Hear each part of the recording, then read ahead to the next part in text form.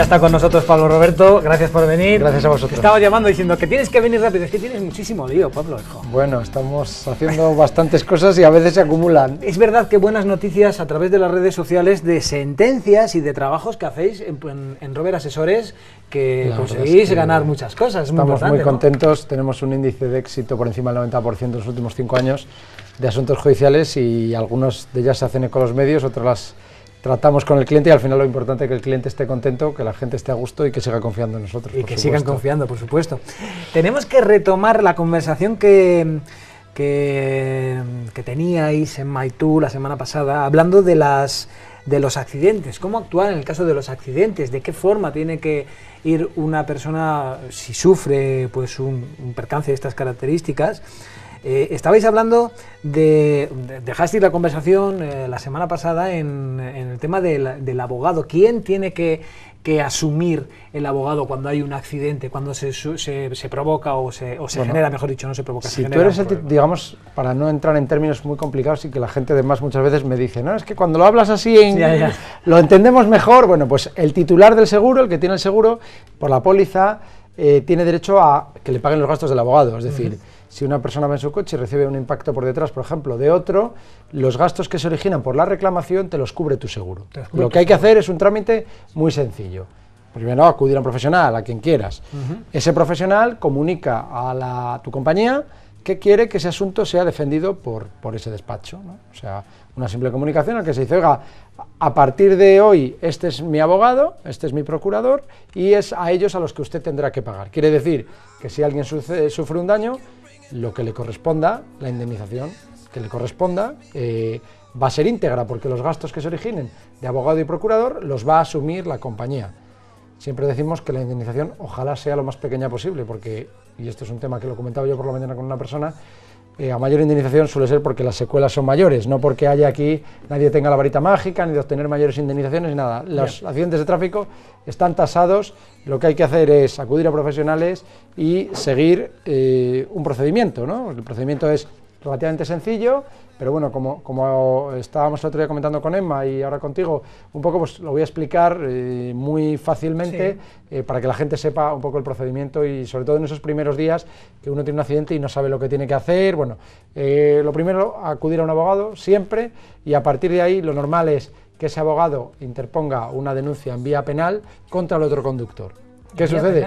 En vía penal, claro, la verdad es que esto suena un poco raro y dice, bueno, es que, ¿qué estamos pidiendo? ¿Que al otro se le vaya a prisión? ¿No? Bueno, pues no estamos pidiendo eso, lo que estamos pidiendo es, lo que estamos haciendo es, con esa denuncia penal, pasar por el trámite del forense, es decir, que a esa persona, una vez que se inicia el proceso de baja, se tiene que hacer una valoración de las secuelas.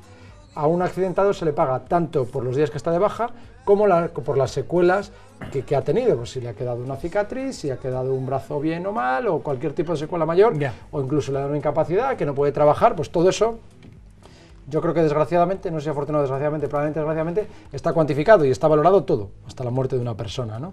Con lo cual, con esa denuncia penal, lo que se inicia es un procedimiento en el juzgado por el que se va a llamar a esa persona que acuda al médico forense. Y ese médico va a hacer una valoración objetiva y a coste cero para el accidentado sobre los daños que tiene.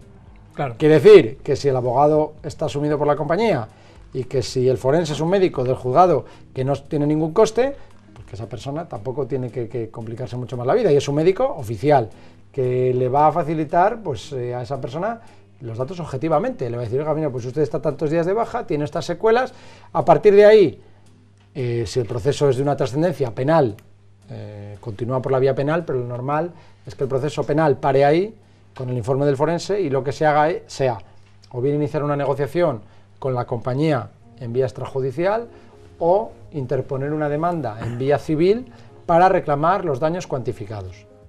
¿Cómo se hace eso? Bueno, pues evidentemente como hemos dicho, con un abogado, pero tenemos dos opciones. Una, aportando el informe del médico forense y teniendo como el único informe y con el que pues negociar con la compañía, porque la mayoría de los accidentes llegan a negociación, pocos acaban en sentencia, salvo que haya una diferencia muy grande y sobre todo si se ha admitido la culpa, si ha habido un parte o algo que otro haya admitido la culpa, pues la mayoría acaban con negociación, porque es lo más lógico y es lo que mejor puede obtener el accidentado, una negociación lo antes posible para cobrar el dinero lo antes posible y curarse, que es lo que tiene que hacer, el accidentado curarse y el abogado pues negociar la indemnización lo antes posible. Yo, bajo mi punto de vista, creo que ese es el mejor servicio que se puede prestar a alguien. O encargarle a un médico privado que haga una valoración complementaria del informe forense. Aquí, ese ya habría que pagarlo, supongo. Claro, ese ya hay que pagarlo y ese ya va a depender mucho, pues probablemente, de la decisión del abogado. Es el que va a decidir, bueno, pues si a la vista del informe forense y a la vista de los datos que vea de su cliente, si tiene que recurrir a un médico privado o no. Si lo que no hay que hacer es recurrir a un médico privado para que nos diga lo mismo que nos va a decir el forense. Ya, claro. Pero tampoco engañarnos.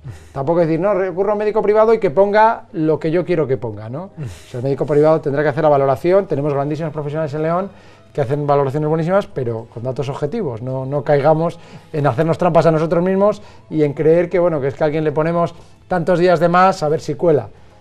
Las compañías saben lo que hay, las lesiones está todo muy tipificado, cada uno es un mundo, pero bueno, es algo relativamente sencillo. Nos preguntan también, Pablo, que cuándo llegan a cobrar ese dinero, cuándo se pagaría o cuánto tiempo tardaría. Bueno, lo normal es que si hay algún tipo de acuerdo, el pago es relativamente rápido, se eviten ciertos gastos judiciales. Ahora, por suerte, no tenemos las tasas para las personas físicas. Hasta hace muy poco tiempo teníamos que encima abonar una tasa para reclamar un accidente.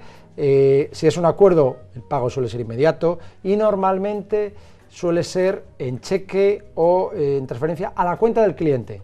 No es normal que cobre el abogado y yo creo que además un buen abogado no debe recurrir nunca a este tipo de prácticas. El dinero siempre debe ir al cliente y es el cliente el que debe pagar, si tiene algo que pagar, al abogado. En la mayor parte de los casos, como se hace cargo de la minuta la compañía, pues el dinero debe ir al cliente. De hecho ya ha habido algún caso polémico con eso, y es el cliente el que administra el dinero. ¿Cuánto tiempo? Pues si es un acuerdo suele ser rápido, y si se abre la vía judicial, pues claro, depende mucho, ¿no? De muchas veces lo que decimos. Si es con la contestación de la demanda, pues probablemente en 2 meses o 3 se haya acabado. Si se va a juicio, pues podemos estar hablando de un plazo en torno a 7 o 8 meses. Si hay recurso, pues probablemente alarguemos el plazo de 1 año más. Y si ya fuese algo excesivamente complejo, que es raro en un accidente, que nos fuésemos al Tribunal Supremo, pues podemos estar hablando de 4 o 5 años vistas si se admite el recurso, ¿no? Bueno, este es un pequeño resumen, ¿no?, para hablar del tema de los accidentes. Como dice Pablo Roberto, acudan a un abogado. Nosotros les recomendamos Robert Asesores en Lucas de Tuy número 20. A través de las redes sociales pueden contactar con ellos, directamente en las oficinas. Es un equipo amplísimo que abarca todos los servicios, tanto laboral, mercantil, judicial, fincas, todo esto. Que, por cierto, la próxima semana vamos a hablar ya de la renta. Sí, nos están llegando esta semana muchas, como no pudimos acabar de preguntas sobre la declaración de la renta, lo que se puede meter, lo que no se puede meter, lo que ha cambiado, que ya hemos contestado alguna otra pregunta, pero bueno, hemos englobado un poquito y estamos, si llega alguna más, pues encantados de contestarla. Y dice Carlos Ochoa que en un futuro, planes de pensiones. Pues lo que haya que contestar, aquí estamos a disposición de nuestros telespectadores para contestarles. Muy bien. Que hemos cumplido 30 años, no, tú has cumplido 30 años. Nosotros, la tele 25 años. Me dice, que hemos cumplido 30 años. Dice, no, has cumplido tú 30 años, la tele 25 años. Pablo, muchas gracias por venir, como siempre. Gracias por estar con nosotros.